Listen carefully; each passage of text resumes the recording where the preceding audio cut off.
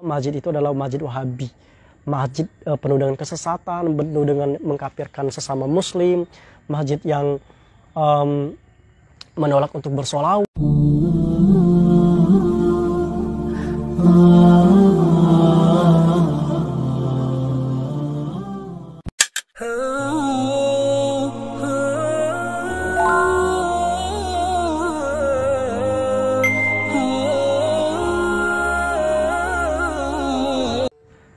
Assalamualaikum warahmatullahi wabarakatuh. Alhamdulillahirrabbilalamin. Allahumma sholli ala Muhammad wa ala Muhammad.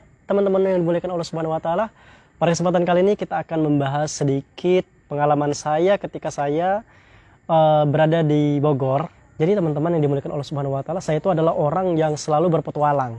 Makanya saya tuh menyebut nama saya itu Bungsu Petualang, sehingga saya ingin mendapatkan suatu informasi hasil riset saya, bukan hasil omongan orang kiri kanan sehingga meracuni tanpa fakta atau tanpa referensi yang jelas. Jadi pada saat itu saya berkenalan dengan seseorang, orang ini bernama inisial A, ya. Semoga beliau menonton video ini. Berkenalan dengan beliau yang berinisial A. Kemudian saya pada suatu ketika diajaklah ke sebuah tempat saat di Bogor, ya. Ke sebuah tempat, datanglah saya ke Masjid Muhammad Imam bin Hambal. Setelah saya telisik, banyak sekali orang-orang mengatakan bahwa masjid itu adalah masjid Wahabi, masjid penuh dengan kesesatan, penuh dengan mengkafirkan sesama muslim, masjid yang menolak untuk bersolawat, masjid yang tidak mau membaca Al-Fatihah untuk orang yang mati, masjid yang tidak mau ada acara 7 hari, 40 hari, dan lain-lain. Saya sempat berpikir ketika mau diajak sama teman saya ini. Saya berpikir, apakah saya akan terpengaruh dengan kesesatan atau dengan kata-kata yang bertebaran di telinga dan otak saya gitu ya. Karena sangat sensitif sekali teman-teman akidah pembahasannya ya. Jadi banyak sekali orang-orang mengatakan, di masjid ini nih kadang kita akan dikerasin, kita tuh setiap gerak-gerik kita itu tuh akan disalahkan sama mereka gitu. Jadi pokoknya kalau kalian berkumpul dengan orang-orang salafi, cenderung kalian tuh akan tertekan hidupnya, akan susah segala macam lah. Oke, pada saat itu saya memberanikan diri untuk ikut teman saya ini. Ikut, kemudian saya datang. Pada saat itu yang mengisi kajian adalah Ustadz Yazid Abdul Qadir Jawaz kalau nggak salah. Benar nama beliau seperti itu. Ustadz Abdul Qadir Jawaz lah yang dikenal Yazid Abdul Qadir Jawaz. Jadi pada saat itu kita menunggu ya teman-teman, kita menunggu di Masjid Imam Ahmad bin Hambal, kita menunggu, duduk. Saya perhatikan gerak-gerik setiap orang yang datang di kajian itu. Saya perhatikan mereka, bayangkan teman-teman, kenikmatan sholat yang mereka rasakan itu tembus ke diri saya. Saya melihat gerakan sholat mereka, tumakninahnya mereka, rapinya mereka beribadah sampai ke dalam diri saya. Saya melihat itu. Kemudian dari anak-anak kecil yang berlari-larian ke sana kemari, cerianya, saya juga merasakan itu teman-teman. Dan suatu ketika ada pengumuman dari petugas masjid mengatakan, mohon maaf bahwa Ustadz Yazid tidak bisa hadir, akan digantikan oleh anak beliau. Aneh lupa nama anak beliau siapa. Kemudian anak beliau yang pertama itu ya, yang mengambil jurusan syariah kalau kuliah, yang saya tahu seperti itu. Tiba-tiba beliau mengisi, dan mengisinya beliau itu sebentar, tapi saya lagi-lagi dibuat takjub dengan penyampaian yang sangat singkat, tanpa menjelekkan pihak manapun, tanpa membawa organisasi manapun, tanpa membawa nama bendera manapun. Yang dibicarakan Al-Quran, hadis, ayat-ayat, perkataan ulama. Jelas sekali bahwa itu adalah ilmu. Lagi-lagi saya takjub dengan keadaan itu. Dan suatu ketika pulang teman-teman. Saya pulang.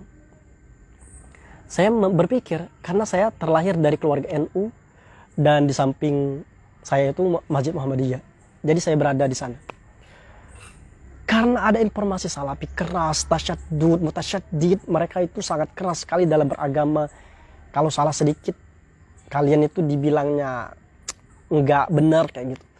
Saya terkontaminasi dengan pikiran-pikiran seperti itu. Pertama, ketika saya pulang ke cerita tadi, ketika saya pulang sama teman saya tetap melihat ada energi positif dalam diri saya. Kok tidak seperti yang orang katakan ya? Tapi lagi-lagi saya adalah bungsu petualang, teman-teman. Saya harus menelisik lebih dalam, survei lebih dalam, riset lebih dalam. Apakah benar seperti ini? Apakah hanya cuma hari ini saja? Tiba-tiba ada teman saya lagi. Teman saya yang lain mengajak saya pergi ke masjid yang ada di Jakarta Barat. Masjidnya, apa nama masjidnya ya? Pokoknya ada sebuah masjid yang itu dikenal dengan kajian salaf. Saya datang ke sana. Pas saat saya datang ke sana itu sama teman-teman tuh, saya lihat orang-orang tuh rame sekali. Saya tidak pernah melihat penuntut ilmu yang mereka tuh sibuk dengan pulpen, buku, dan tas. Pergi rame-rame. Saya melihat keadaan itu di Jakarta Barat. Kemudian saya masuk ke sebuah masjid. Lupa saya nama masjidnya ya. Mungkin kalau di searching ada nanti. Saya datang ke sana, tiba-tiba pada saat itu yang mengisi adalah Ustadz Amir Abdad. Ustadz Amir Abdad. Amir Abdad Al-Hakim. Ustadz Hakim. Amir Abdad Hakim kalau nggak salah, seperti itu namanya ya. Kalian bisa searching. Lagi-lagi saya melihat di mana situasi masjid yang sangat gemuruh. Gemuruh dalam arti mereka membaca Al-Quran, teman-teman. Ketika kajian mau mulai, mereka sunyi, sepi, dan sangat memperhatikan. Kemudian ketika saya lihat penjelasan dari Ustadz yang dianggap Wahabi ini, ternyata benar, teman-teman. Tidak menyinggung organisasi manapun, tidak membawa organisasi manapun pada saat itu ya, pada saat itu.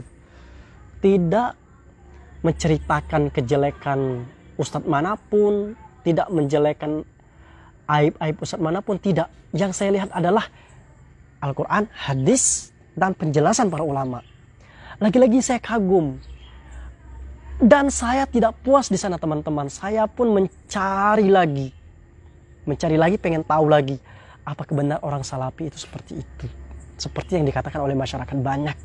Bahwa mereka itu takfiri, suka mengkafirkan orang lain, suka ngejudge orang lain, sombong, dan macam-macam. Merasa benar sendiri. Itu informasi yang beredar ya.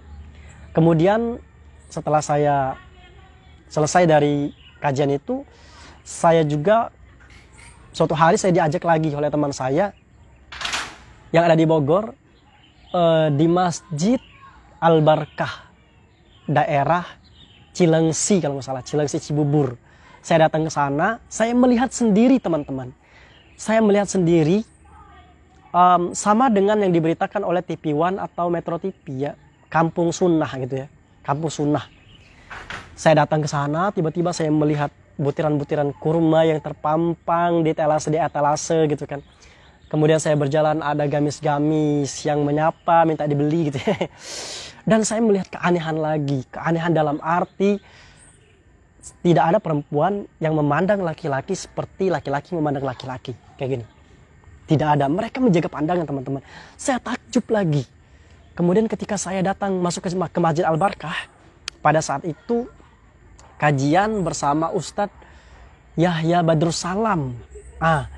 Saya ketemu dengan beliau, saya lihat ini orang yang dianggap sesat, dianggap suka mengkafirkan orang lain, dianggap suka membuat kegaduhan di masyarakat Islam Ahlus Sunnah. Saya lihat dan saya pandangi penyampaian beliau dari kalimat demi kalimat, kata demi kata. Lagi-lagi saya takjub, teman-teman. Saya tidak melihat menggibah ustadz-ustadz lain, tidak pernah. Saya tidak pernah melihat beliau menjelek-jelekkan organisasi manapun. Bahkan mengangkat martabat pemerintah Indonesia. Mengajak jamaahnya untuk taat kepada pemerintah.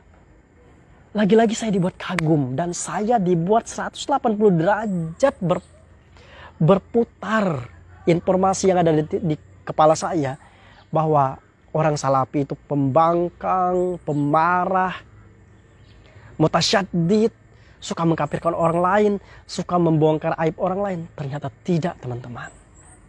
Tidak. 3 masjid yang saya datangi, ternyata tidak.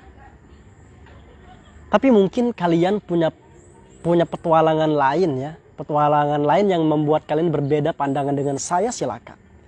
Tapi demi Allah, wallahi, tallahi, lillahi, saya bersumpah saya tidak pernah melihat itu ketika saya berada di sana. Artinya teman-teman, sisi-sisi negatif tentang takfiri, tentang mudah menyalahkan orang lain, ternyata tidak ada di kalangan orang-orang yang benar-benar berpegang teguh kepada Al-Quran dan Sunnah. Adapun teman-teman, kalau di kalangan sekarang yang gua lihat, orang bawah-bawah, para keronco-keronco yang baru-baru ngaji, yang dikit-dikit ini salah, tanpa memandang psikologi seseorang, maka itulah yang saya namakan oknum dan orang yang baru ngaji, orang yang tidak paham apa-apa. Artinya teman-teman, perjalanan saya ini membuktikan bahwa kebenaran itu harus dijalankan, harus diketahui melalui riset dan pencarian yang sangat detail. Bukan mendengarkan dari orang ini langsung kita ambil, kita telaah, kita benar sekali, nggak boleh. Sehingga kita ilfil dengan organisasi manapun. Dan suatu saat saya akan bercerita juga tentang jamaah tabligh, di mana saya menggali lebih dalam jamaah tabligh itu, dan saya pernah masuk ke dalam orang-orang yang ada di jamaah tabligh itu dan bermuamalah langsung dengan orang-orang jamaah tabligh.